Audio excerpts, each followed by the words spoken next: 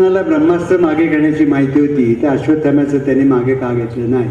ते मागे घेणं हे आपल्या डोक्यात जो मंत्र, ही कल्पना ती चुकीची. मंत्र म्हणजे फॉर्म्युला, त्या फॉर्म्युला धरून ते बनवलेलं होतं. अश्वत्थाम्याने जे ब्रह्मास्त्र म्हणजे ॲटम बॉम्ब बनवला, त्यात ती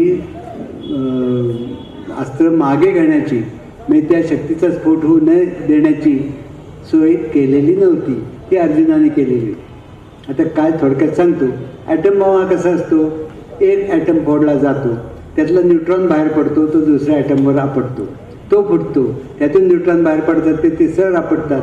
अशी ही चेन रिॲक्शन आहे, शृंखला आहे. ही जर शृंखला आहे तर ती शृंखलामध्ये तोडता येईल. ती जर तोडता आली तर ॲटम बॉम्बचा परिणाम होणार नाही.